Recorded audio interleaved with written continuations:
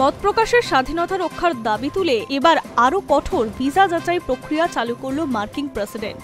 নয়া নির্দেশে মার্কিন প্রশাসন জানিয়ে দিয়েছে H-1B ভিসা সহ আবেদনকারী লিঙ্কডইন প্রোফাইল ও রিজিউম এখন থেকে খুঁটিয়ে দেখা হবে।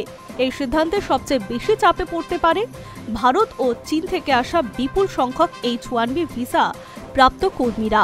মার্কিন টেক ইন্ডাস্ট্রি বহু বছর ধরেই বিদেশি দক্ষ কর্মীদের উপর নির্ভরশীল, বিশেষ করে তথ্য প্রযুক্তি, সোশ্যাল মিডিয়া এবং ফিনটেক সেক্টর। তবে ট্রাম্প প্রশাসন এবার যুক্তি দিচ্ছে সেন্সরশিপের বিরুদ্ধে লড়াইয়ের জন্য এই বাড়তি নজরদারি। সম্প্রতি ওই সরকারি চিঠিতে স্পষ্ট বলা হয়েছে, ভিসা অফিসারদের দেখতে হবে আবেদনকারী অথবা তাদের পরিবারের কেউ কন্টেন্ট মডারেট, মিথ্যা তথ্য শনাক্তকরণ, disinformation research, fact checking, compliance বা অনলাইন সেফটির মতো ক্ষেত্রে কাজ করছে কিনা। কারণ এই কাজগুলির ক্ষেত্রে অংশ যুক্তরাষ্ট্র আইনি সুরক্ষিত মত প্রকাশে সীমিত করতে পারে, এমনটাই দাবি ওয়াশিংটনের।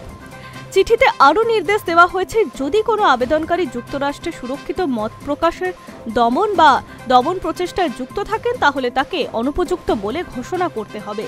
অর্থাৎ শুধু প্রথমবারের নয়, পুনরায় ভিসা চাইলে সেখানেও একইভাবে পুঙ্খানুপুঙ্খ যাচাই করতে হবে। টেক ইন্ডাস্ট্রির সঙ্গে যুক্ত H-1B আবেদনকারী মূলত নজরের কেন্দ্র। মার্কিন প্রশাসনের মতে, সোশ্যাল মিডিয়ায়, ফিনান্সিয়াল সার্ভিস বা বড় টেক সংস্থায় কর্মরত অনেকেই এমন পদে কাজ করবেন যেখানে সেন্সরশিপের অভিযোগ উঠেছে, তাই তাদের কর্মজীবন খতিয়ে দেখার নির্দেশও দেওয়া হয়েছে। ট্রাম্প প্রশাসন গত এক বছরে ফ্রি স্পিচ ডিফেন্সকে বিদেশ নীতি হিসেবে সামনে এনেছে। এই বছরের শুরুতে রিপাবলিকান সেনেটের মার্কো রুবিও ঘোষণা করেছিলেন, যে কেউ যুক্তরাষ্ট্রের মত প্রকাশের স্বাধীনতা দমানোর কাজে যুক্ত থাকবে তাকে ভিসা ব্যান করতে হবে। বিদেশি সংস্থা বা নিয়ন্ত্রক সংস্থায় কর্মরতদেরও আওতায় আনার কথা বলেন তিনি। এখন সেই অবস্থানই সরকারি প্রক্রিয়ায় পরিণত হয়েছে। ছাত্র ভিসা আবেদনকারীদের সোশ্যাল মিডিয়ার স্ক্রিনিং ইতিমধ্যেই কঠোর হয়েছে। তার পাশাপাশি H-1B ভিসার ফি বেড়েছে। নতুন এই নির্দেশে বিদেশি পেশাজীবীদের ওপরে চাপ বাড়ল বলেই মনে করছে ইমিগ্রেশন বিশেষজ্ঞরা।